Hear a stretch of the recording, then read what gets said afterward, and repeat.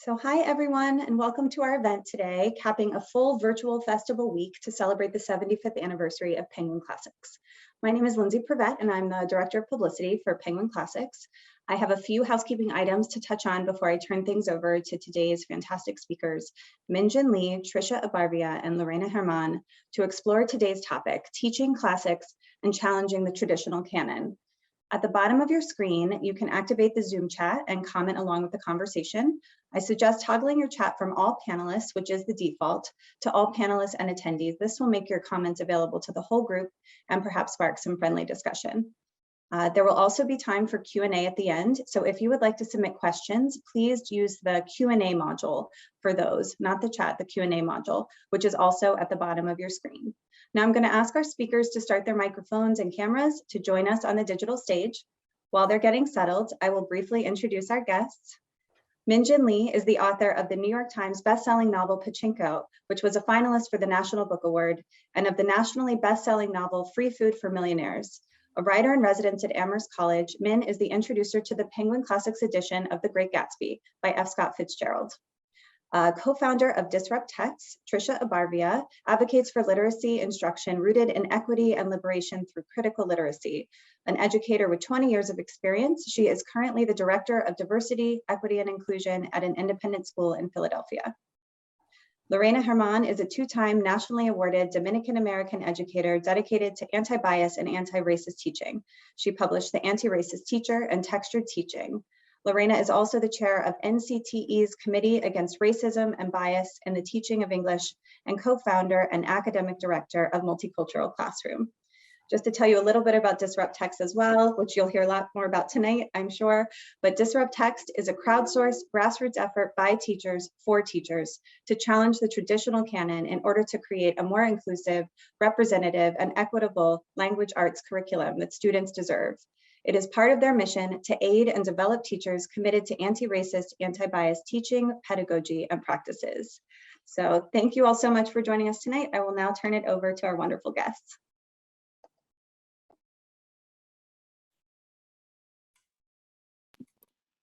Hello. Hi, guys. Hi.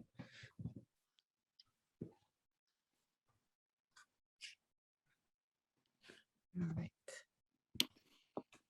We're getting it together here.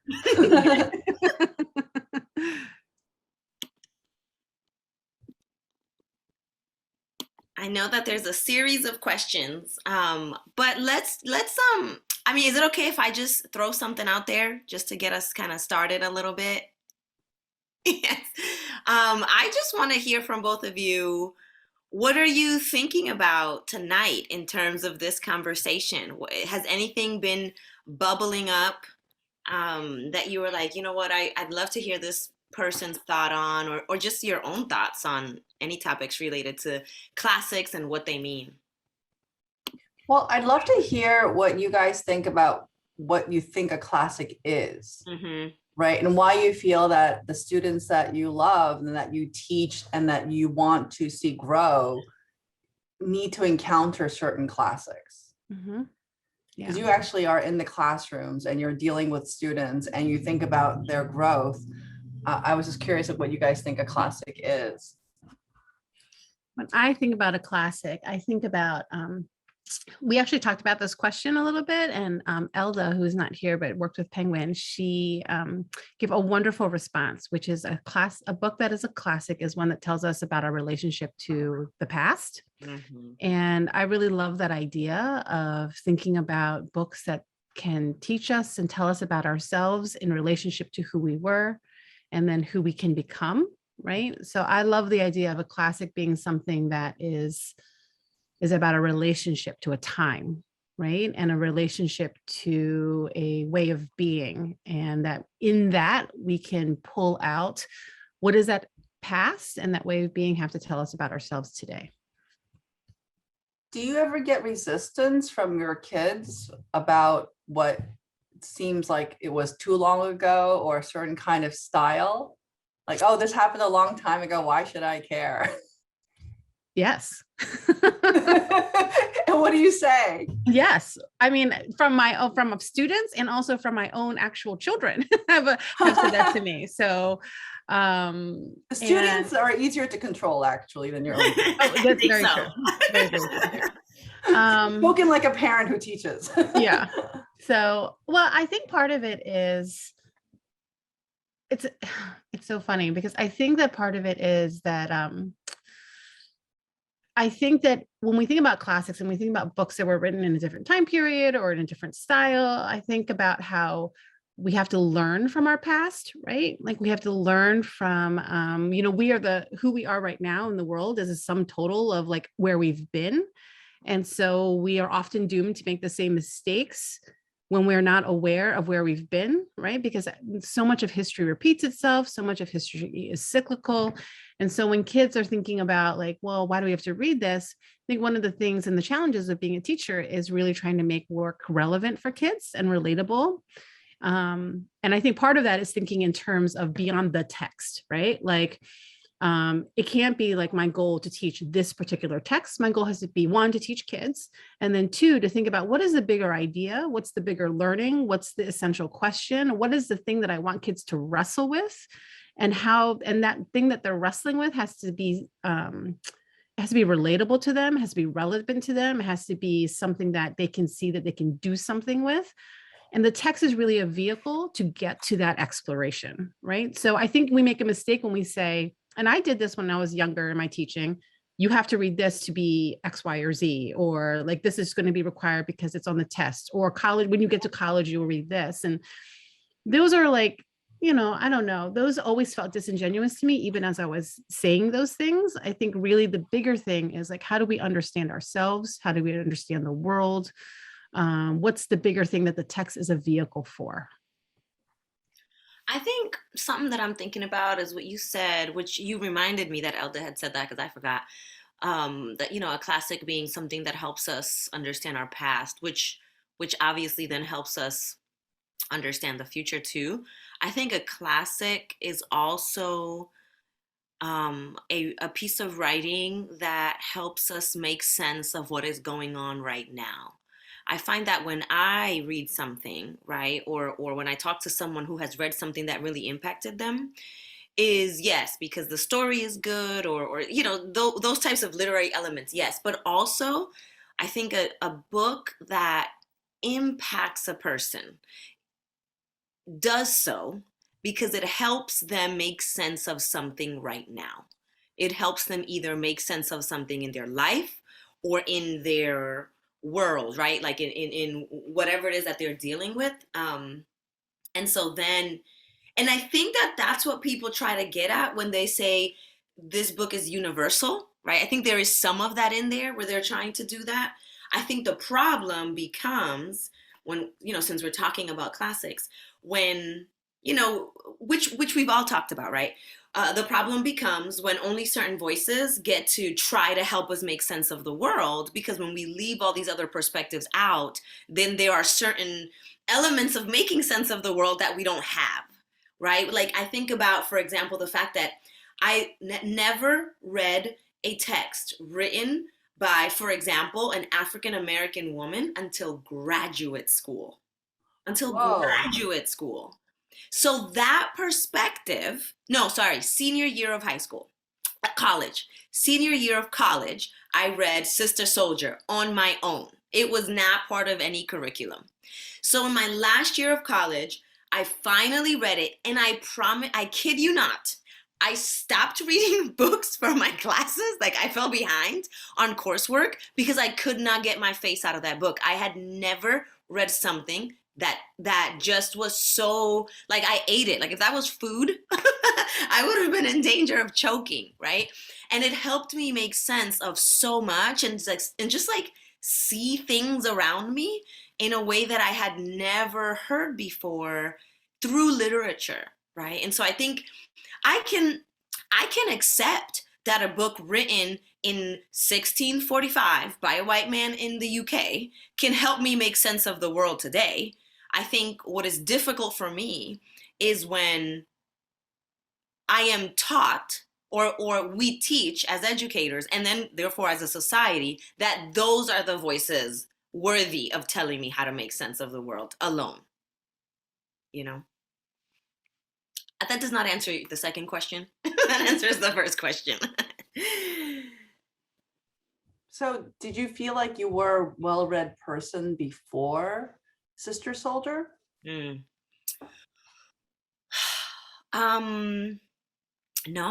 No, I don't even think I would have called myself that. And I have the unique, well, I'm calling it unique. I'm sure it's not. So I won't even say. I had the experience when I got to high school. So that was my senior year of college. All throughout high school and all throughout college, I went through what I call my silent period. I didn't read or write. And when I say I didn't read, did I read some things for school? Yes, of course. I read those things for school. And whenever I could, I'd skim. Whenever I could, I'd read Cliff Notes. And I was actually an avid reader in elementary. I know. In elementary and middle school, I had my own little library in my room. You know, like I was the kid to go to the school fair, the book fair, and you know, when my parents had sent a little bit of money or something, and I'd go and I'd go to the library and I would beg, and they would give me books, and I don't know how I had all those little books, but I had them. So I was a reader, and I wrote stories. I had notebooks full of short stories. So I was a very literate person. But when and then something stopped. That's right. That's right. Mm-hmm. Tricia, did you have that experience too? I would, so to answer your question about whether I consider myself well-read, yes, because I bought into the idea of what it means to be well-read. I was raised in Shakespeare. I was raised in a traditional high school curriculum that did not include, that was 95% white authors, white Eurocentric authors. And I believe that those were the things that made one educated. That was because that was the message that I got from school. Those were the things that my teachers were teaching me. So of course, that's how I learned to see the world. And I remember I read a book in 10th grade on my own when I got to choose a book. And the book was Spring Moon by Betty Ballard, which I don't even know that people read the book anymore, but I loved it. It's an epic story of a girl who grows up in China over like hundreds of years. I mean, it was incredible. It's nonfiction, right? Yeah, it's fiction. And I am not Chinese. I am not Chinese American, right? But that book was on the shelf and it was like close enough, right? And when I think about that, and I think about how I tried to read my experiences into an identity that was closer to my own, right? Like I did a kind of distortion kind of thing. And I did it with the Joy Luck Club later too, when I read that book. And there were I guess parallels and overlaps and stuff. But I think when you are a student of color and you are trying to make sense of the world, that we always talk about Dr. Redeem Sims Bishop's idea of windows and mirrors and sliding glass doors. I will take a mirror even if it's distorted, because you're desperate for those mirrors, right? But then that also has its own consequences.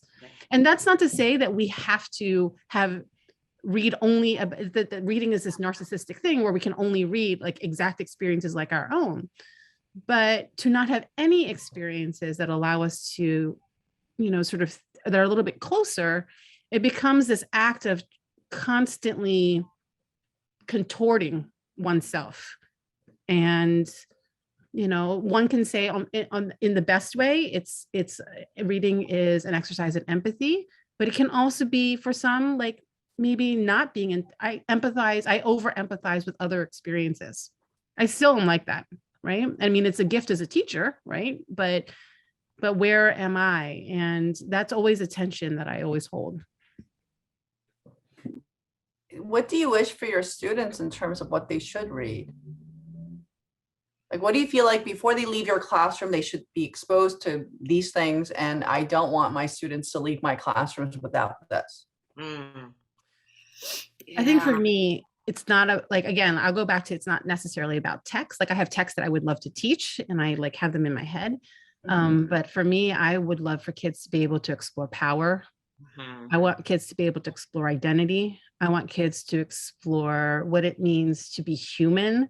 Like I want kids and what it means to be in community and in relationships and to be in like an interrogator or in a relationship with history. Like for me, like I want kids to wrestle with big questions, right? And the text that will get them to those questions, right? And I want kids to be able to have multiple ways of seeing a text. I don't want kids to think like this is the one way we have to read like Gatsby. This is the one way that we have to read Beloved. This is the one way that we have to read what, like, I want kids to be able to look at a text and think, okay, there are multiple ways of reading it.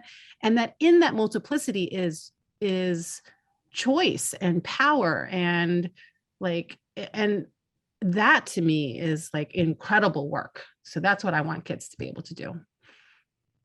Yeah, there is definitely a list of things that I want them to do. I'm just gonna not repeat, but I also want them to encounter people in these stories that I know they are probably not encountering in other classes, right? And characters that typically are not seen as belonging in a classroom. I want a main character who defies a lot of rules, right? Who speaks up for herself, who shows us a way to be that is different than what we have probably studied all along in our classes.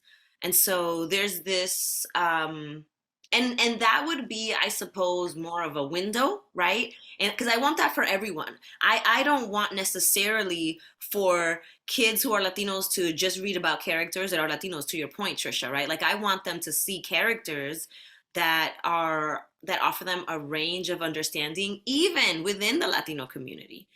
And I want them to experience what it's like to be very analytical, to do some deep literary work with these characters and these stories. So do you find that right now, the national climate and also in certain states, we are getting pushback about what to teach and what not to teach? Mm-hmm. How do you guys negotiate with that? Or what are your peers saying? Mm-hmm. It's a hot mess, really, is the best way we can answer that. It's a burning mess. Why is it a burning mess?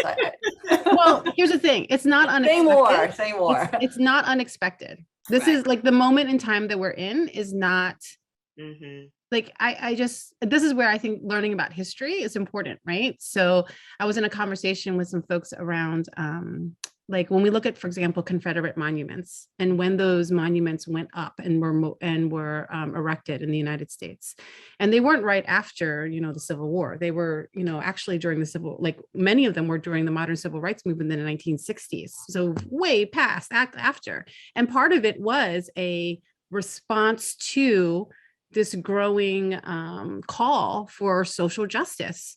Right. And that was happening in the 1960s and 70s. So it was a response to how the social norms were changing.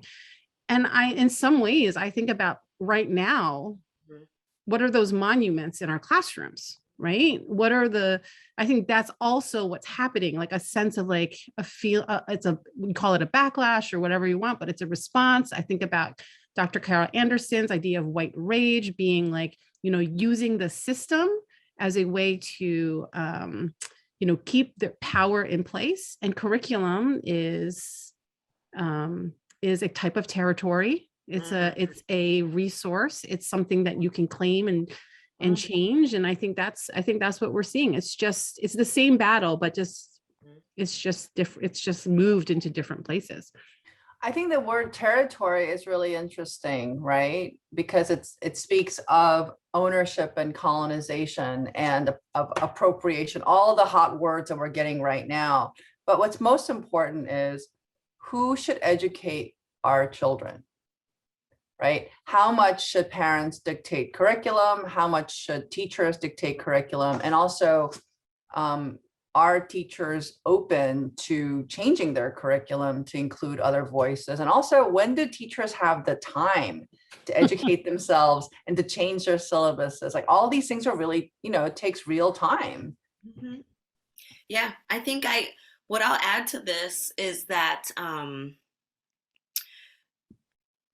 part of where we are right now is also the result of our curricular silences, right? The fact that we haven't had these conversations in the classroom, the fact that we have not had these different perspectives, the fact that we have always, and I'm using we very loosely here, this does not include me or Tricia, for example, or maybe you, Min, I don't know.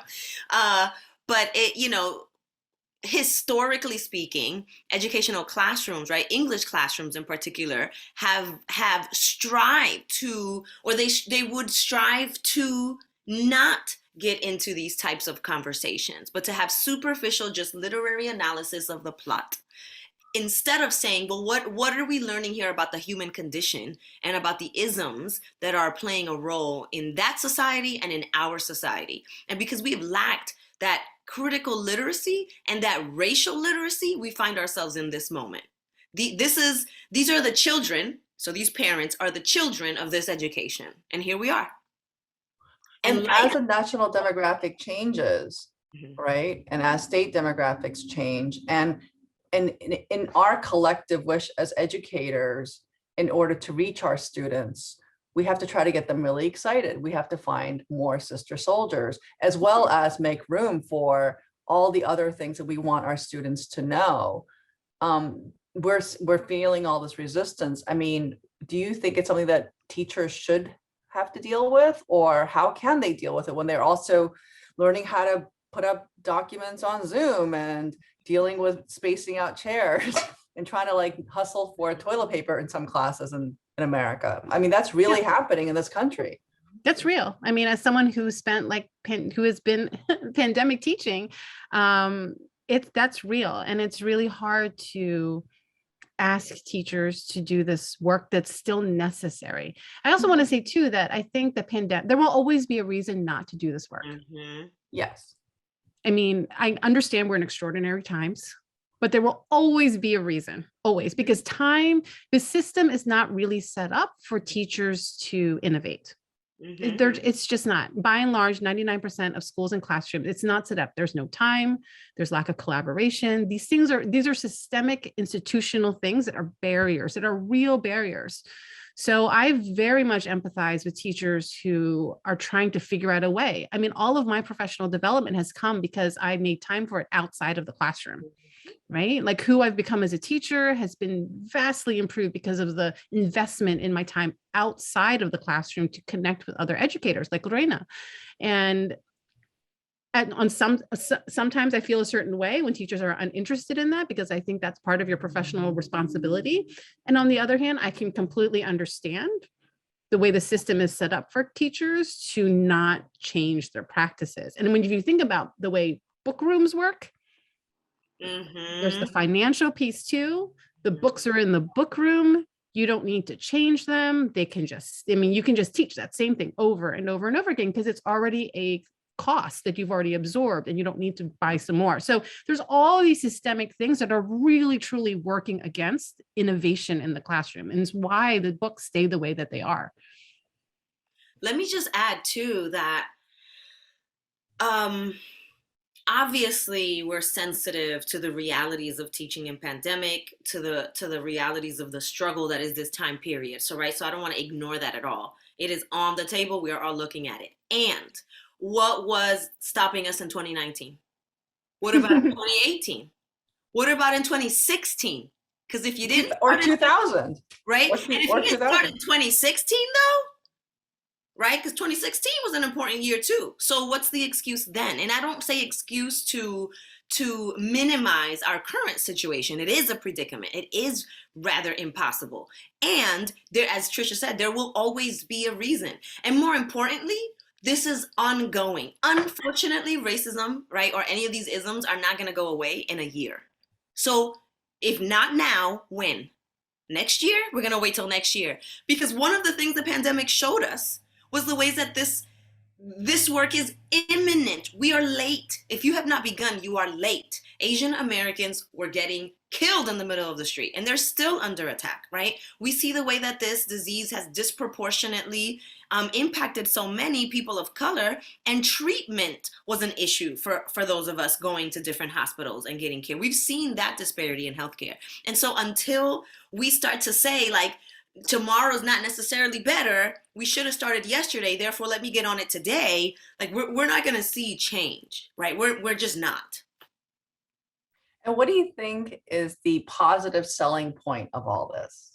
Because I think what's interesting to me is when I listen to people talking, they're like, well, we can't do it because of X, Y, Z. It's usually money, administrative reasons, parental resistance, a lot of fear.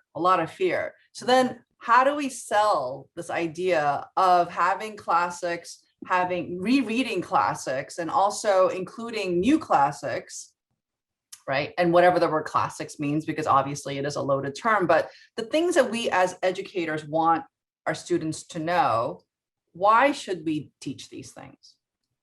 I think because we already, the reason why I get frustrated when people see it as an add-on is because they are not understanding that it is not mutually exclusive. If a teacher were to say, no, let's say a math teacher says, no, I really am not going to take more time to study assessment and how to create assessments. That I don't have time for that.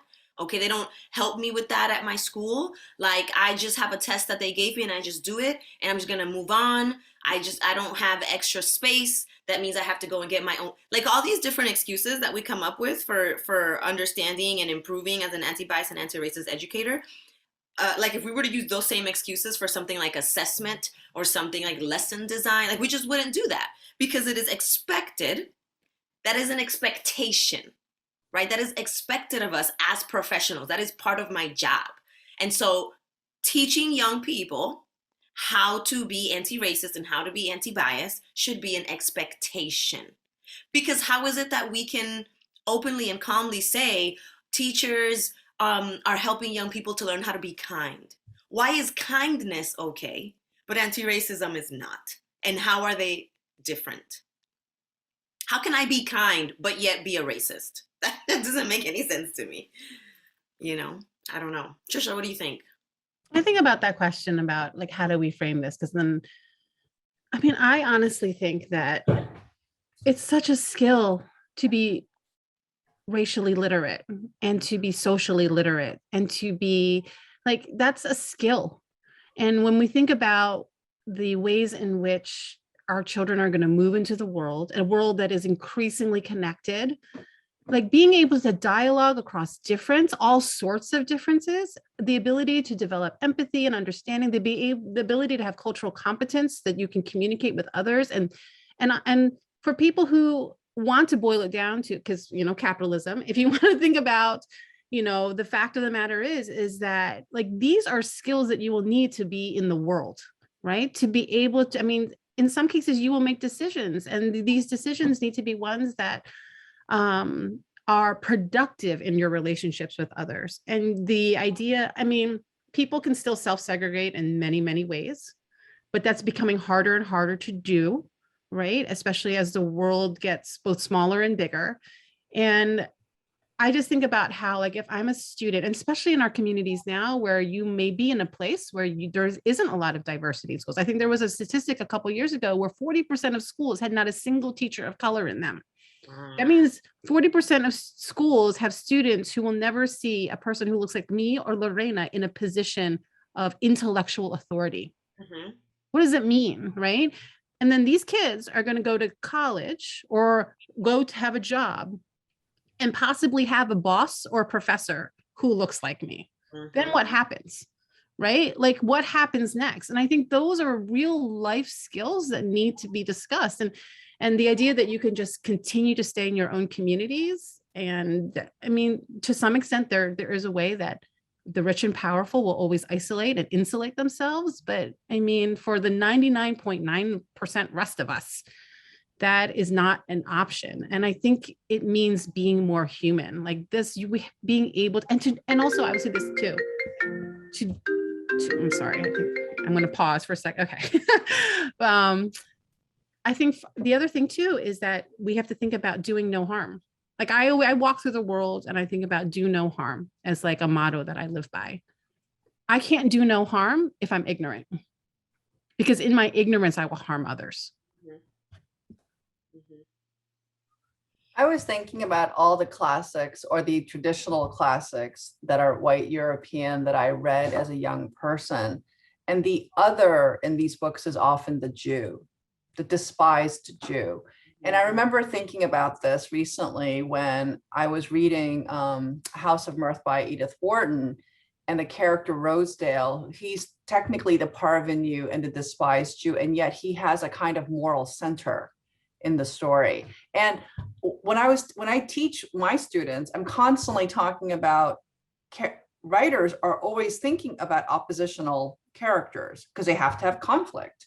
And in 19th century white European literature, the outsider was a Jewish person. And today, I was just curious in terms of how we include all the other books and how they dislike each other or all the ethnicities, because I think all these parents who are really resisting the inclusion and the openness are not seeing the upside of understanding all these different people, because they're people that you'll be working with.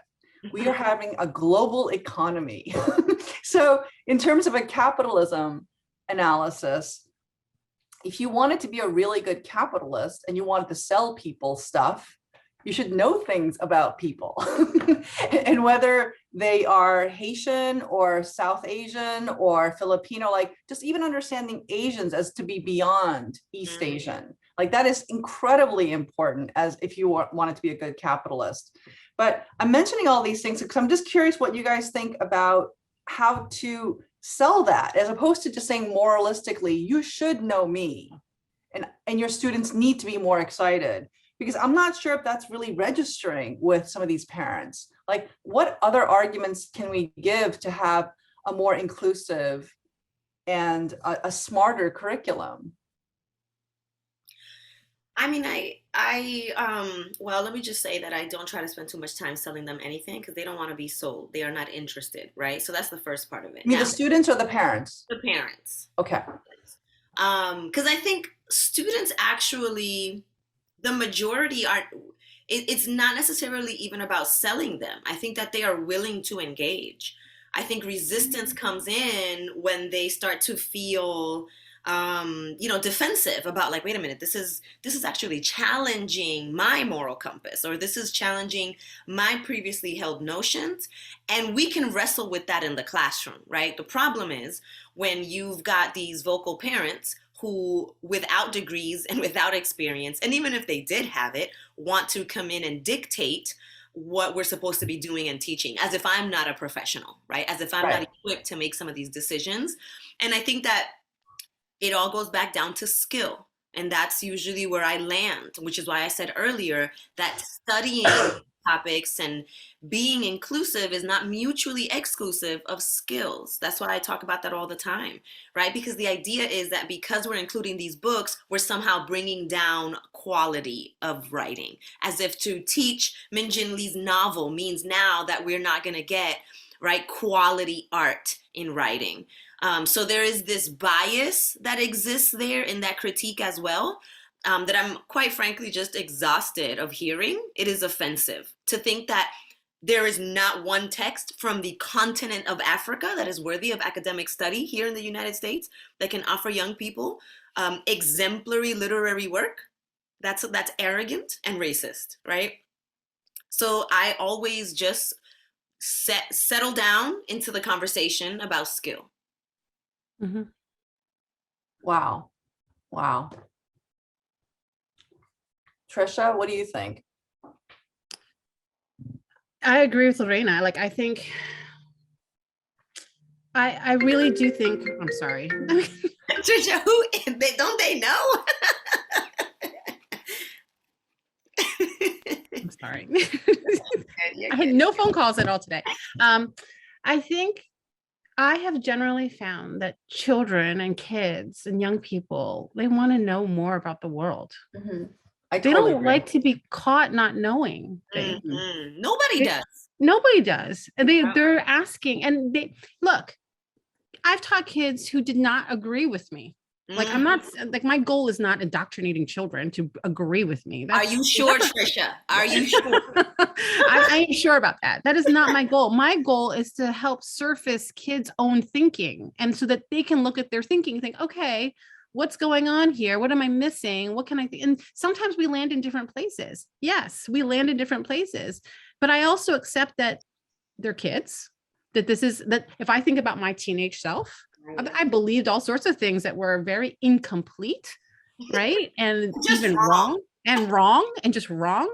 And so I think kids are very willing. They want to engage. They love to discuss. And the fear from whether it's parents, I mean, in some ways, I try not to give, I mean, I understand that it's a privilege to be able to say, like, try not to give that attention. Like, that's a real thing. And at the same time, where are we going to spend our energy? The energy's got to be in the classroom with the kids, and try in whatever ways we can to block out some of the other noise, because the more time, because that also is the way racism functions. Distraction, Toni Morrison, right? Like, the more time I'm spending over here doing, like, trying to sell why seeing the humanity in other people is important, the less time I am spending joyful moments in the classroom and discovering ideas and thoughts and an inquiry with my kids, right?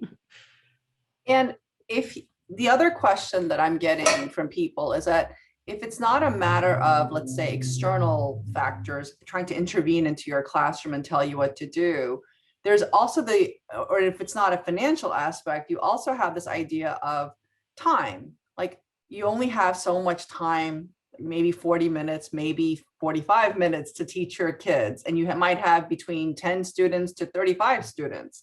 How many books can you teach in a semester? And if you could teach, let's say, if you can, like, say, okay, I have these kids for 1 year, really 9 months. I want these babies to have this before they walk out so they can become stronger in the world. If you could pick, let's say, 4 or 5 books, what would they be? Obviously, they're different for your class, your grade. I think the challenge about that question is that I am less concerned about the books and more concerned about them, in the sense that the 4 books that I pick for my 9th grade, predominantly white school in Austin, Texas, is not going to be the same 4 books that I pick for my 10th grade of recent immigrants in Lawrence, Massachusetts, which are, like, 2 of the places where I've taught. And so that's why I cannot be married to specific books, because depending on who's in front of me, the books must change. And teachers know, particularly those of us in K through 12, especially in, like, high school, period 2 is 9th grade and period 3 is 2, but those are 2 different classes. The same book will have a different effect in 2 classes. And so I can't say that I got to make sure the kids read this book. I mean, can I? Are there books that are often my go-to? Sure, but it's for different reasons. And I don't know that I can sit here and say that I'm ready to sacrifice all these other books, right, to pick just 4. But I will say, though, Min, to your point, that, like, yeah, our time is limited with them, both daily and annually. And that's why we need to be very wise in what we choose. That's why we have to say, okay, if I can only teach 5 books, let me make sure that I have a wide range of representation, I don't know. Let me think some more about which books. Tricia, you got some books? I do, but I also resist, like, which books, because I do agree. Like, I think it has to be, you have to think about who are the kids in front of you, what are the skills that they need. And like I said earlier, what are the big questions the kids need to wrestle with, right? And that for me is the ultimate thing. Like, because we have so much limited time, I need book that has legs, right? Like, I need books and texts that I can do deep work with, that transfers to other books that they won't read with me because we don't have time to read those books, but they can transfer that skill that framework, that way of thinking, that way of questioning to the next thing that they read. Right. So books that offer lots of opportunities to look at multiple perspectives, books that give me lots of opportunities to look at power, to think about how what this book says about the past, what it says about us now. Like, those are the things that I think can drive decision-making about which texts, because the things that I do with that text, if it's only 4 books, have to be the same kinds of things that I want kids to be able to do with the hopefully hundreds of other books they'll read later. And how are you handling the idea that there are books being banned right now in this country? Well, first of all, people think it's our fault. So there's that. And what do you do when people say it is your fault? Oh my goodness. I mean, I just laugh because we literally are not banning any books. So there's that. So are they saying that Now you're they're calling banning me, Tricia. Whoever was calling you is now calling me. Yeah, I think that my mom's calling you. But I mean, I think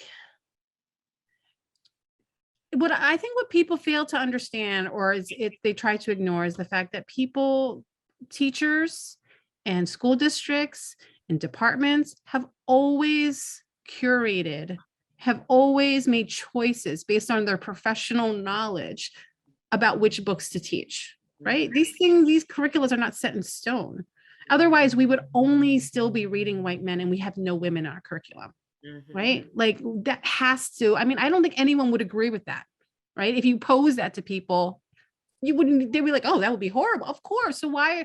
But when it comes to race, right. Oh, wait.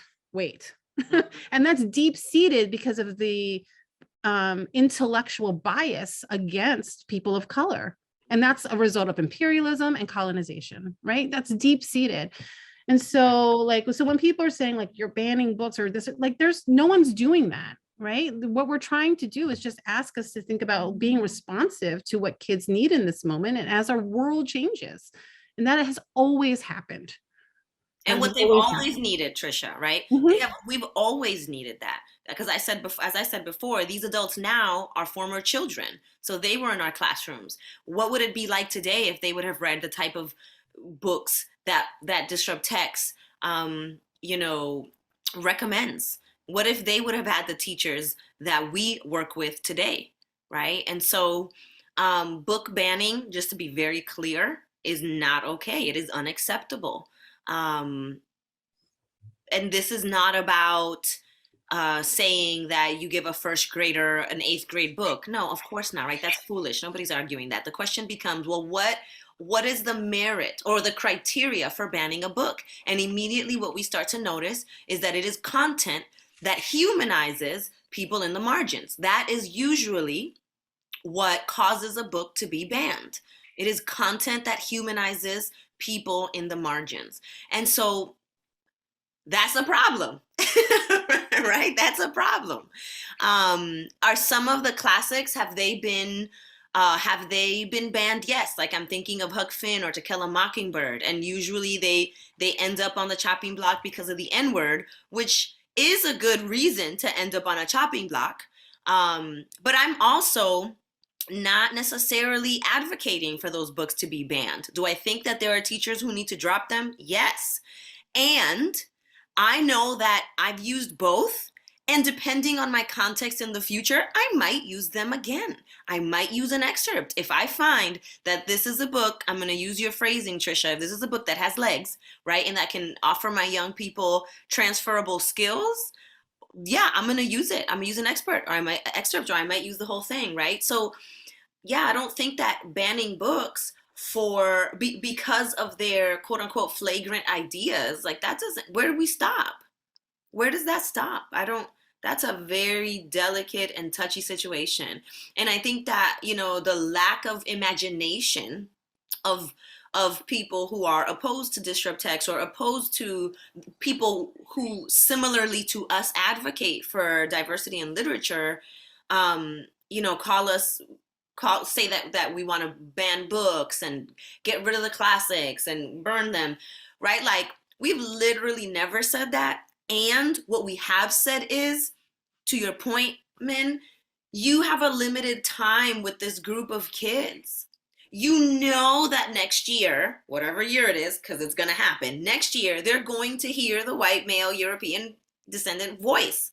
How can you enrich that diversity for them this year?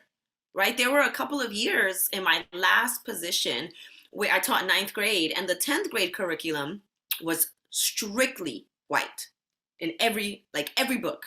And so I said, okay, well, I guess that leaves me no option but to not feature a single white voice. Why? Because you're going to be the 9 months of next year. That's what you're going to read, hear, and listen and think about.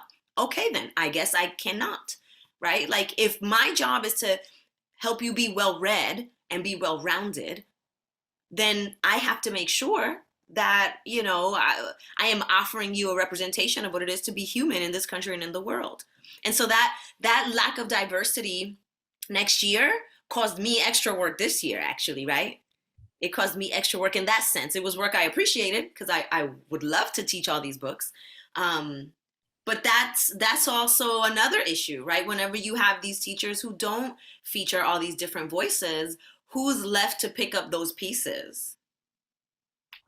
Do you feel like it's possible to reach those teachers and to encourage them to be more inclusive, so in order to excite students and to represent your students' human experience? Yeah. Is that a possibility? Yeah, I mean, we've seen it. Tricia, what do you think? We've seen it. Like, we've seen people who are like, oh, you know, I hadn't thought of it that way. Yes. And then they're hungry to learn more, you know, and they understand that student excitement will come, but that's really not the goal, because students get excited about all kinds of things. But they understand the larger work at play. And if they don't, they're seeing the effects of it right now. I have no choice but to believe that teachers can change. Mm-hmm. And that they want to change. I have no, like, I cannot, like, me personally, I cannot accept that their teachers are incapable of change. Like, whether people can change, right? And so I have to hold on to that hope. Mm-hmm. And if I think some of the things that sometimes happens, and I've caught myself doing this at times, where I want to blame others, or like, oh, that teacher's not ever going to listen, or this, and I catch myself because we get into patterns. But if I hold on to that idea about that teacher or those teachers, that's not the work.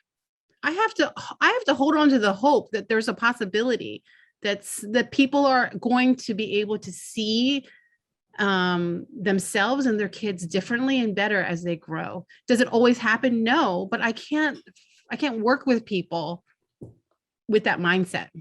It does them a disservice. It's not fair. And it's not the grace I would have wanted in my younger years of teaching.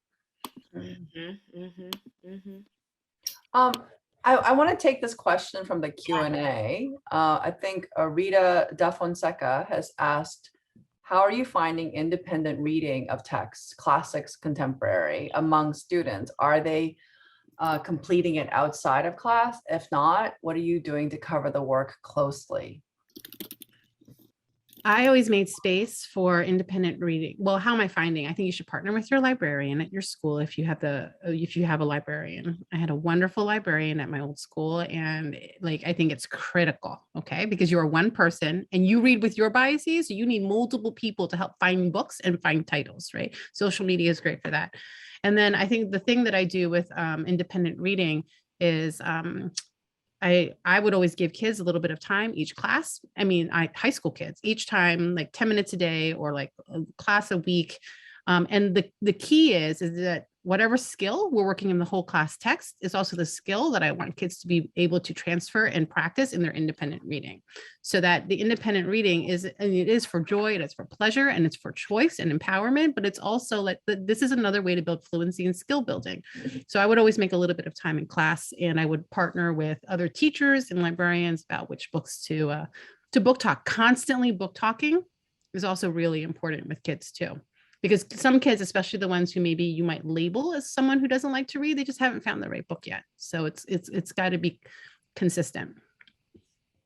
Lorena, I guess the question is really about discoverability, as well as how do you make time for your students to have that opportunity? Yeah, I think it also depends on the course. And I think it depends on the goals of that course, right? Like there are some courses that are preparing you for different things, right? Like ninth grade literature has some high school level goals, right? Like you want them to gain some of the skills that they're going to need for the next 3 years. Whereas 12th grade literature is definitely preparing you to probably do some type of end of year assessment and prepare them for collegiate level studies. So I think that how you embed and infuse independent reading and student choice is going to vary, and it'll look really different in third grade, right? So ugh, it's hard to answer that. I think one of the ways I've done it is that I have both supported year-long independent reading in different ways, depending on the group that I had. And I've also had units where there was not one whole class novel, but everybody could bring their own, or we would do, small groups around different novels where they could choose. And so we would practice the same skills on those, that variety, which I'm sure teachers in here have also done. This has been such an incredible conversation, and you both are doing such important work, difficult work, but I think that it's really life-changing work that you're doing. I was just curious, as kind of to close our lovely evening, because we could go on much longer. I was curious if you think there are any examples of things that should be considered classics, whether it's a movie or a film or a piece of clothing or a painting or a dish, and what makes it a classic? Yeah. So I wrestled with that question. I mean, I have like my notes for like today. And I did not have an answer to that question. I was like, I don't know. I don't know.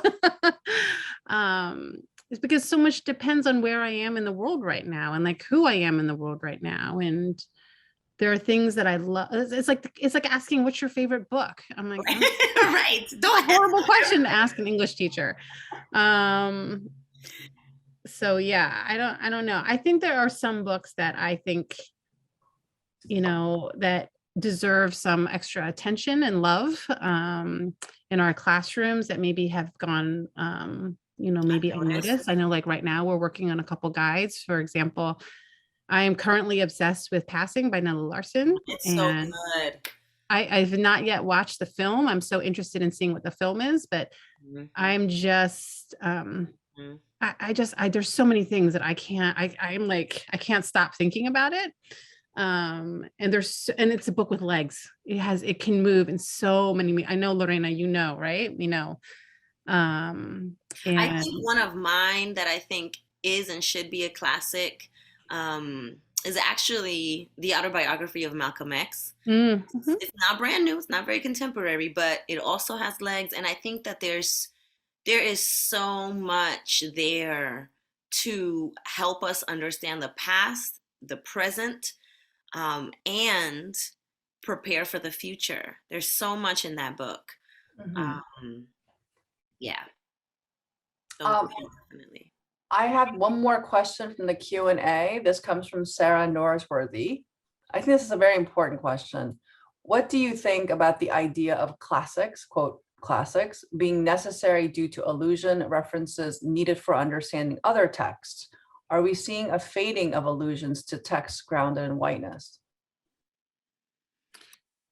Like, do you need them? Do you need them as anchor tenants in order to understand other things? I think intertextuality is really important. I do think that being able to make connections to other things is important. And I'm not a person who's like, everything's relative, I don't believe that. And I think that there are things as a culture that have to ground us together. Like we have to have that. But I think what those things that ground us together, that's what has to evolve, right? So using the reason that I have to read Macbeth or I have to read whatever it might be in order to understand this illusion or to, okay, well, that's just another way to reinforce that I have to know these particular types of knowledge. But what about the illusions? Like, I think about this, gosh, I can't now it's like eluding me. Oh my gosh, small book, little book. God, Okay, Lorena, you answer while I try to think about Okay. what the book is. This is what I'll add. 100% there. The other thing I'll add is there, for example, in so many of these classics, there are all types of allusions to the Bible. We don't teach the Bible, right? We are not supposed to sit here and teach the Bible from beginning to end in schools in order for you to understand those allusions that those books are drawing on. And so so like, how do we determine that some books we need to understand for these illusions, but not others? And then back to Tricia's point about, what is this, as Julia calls, this cultural wealth, because that's what it comes down to, right? This is a cultural wealth question. What is it that they're supposed to know in order to navigate the world and feel like they can fit in and participate and have this comprehensive understanding when they hear the joke on TV and it actually comes from Shakespeare's Much to Do About Nothing? Like, can I actually get the joke and laugh even if I don't have that context? Yes. Can I sound smarter if I know it? Sure. Right? But like, they're not going to need that to watch other movies like Moonlight, right? For example. But does that not matter there? Is there not cultural wealth there for me to make sure to absorb and understand? Tricia, do you remember? I do remember. It was Ta-Nehisi Coates. So one of the things that I appreciate about his work is that, like, when you read his work, you have to read his work and then you have to research as you're reading because he doesn't do the thing where his allusions are not to what you consider mainstream, like white centered canonical literature, right? He is citing other people that you may not know. And like, how are you to read that if you don't have a different type of cultural wealth? That's right? Like, how are you to have that ways of understanding? And I think about this too, like with the other book that I'll recommend, Matthew Sales's Craft in the Real World. Amazing book, because what I love about it is that he really points out how when we read stories that we're also being taught to read certain ways of stories, right? Mm-hmm. Thinking about plot and how plot works versus how in many East Asian storytelling narratives, the plot doesn't look the same way. Conflict doesn't look the same way. And then you have a white student or, even, any student who grows up in the United States who doesn't have that experience will then be like, oh, nothing happens in that book. Like, lots of stuff happened in that book, but it's not the way you learn to read. Mm-hmm. So that's why we need different types of cultural wealth, cultural ways of knowing. Those are just more tools and skills. Mm-hmm. Well, I just think that what your guys are doing is so important. And I think that if we can disrupt text and if we can understand classics in a new way, and also allow intertextuality, I think that the fear can disappear among parents and students and other teachers who feel like, oh, my kid's going to be ignorant. That's actually the opposite. We're going to build stronger people and citizens and workers and writers and readers. So I just wanted to thank both of you for the incredibly important work you're doing. And Lindsay is here. Thank you, Lindsay. Thank you all so much. I mean, I'm just here to say thanks on behalf of all of us at Penguin Classics. Lorena, Tricia, Min, this was an incredible way to spend my evening. I hope my 2-year-old and 6-year-old in the other room have absorbed some of this tonight. I know I have. This has been incredible and really couldn't ask for a more inspiring way to end out our 75th anniversary week for Penguin Classics. Thank you all in the audience so much for joining us and your incredible questions and conversation as well. And I hope you all have a great evening. Bye, everyone. Thanks, everyone. Bye. Thanks, Min. Till next time. Bye, Lorena. Bye, Tricia. Bye. Bye, Lindsay.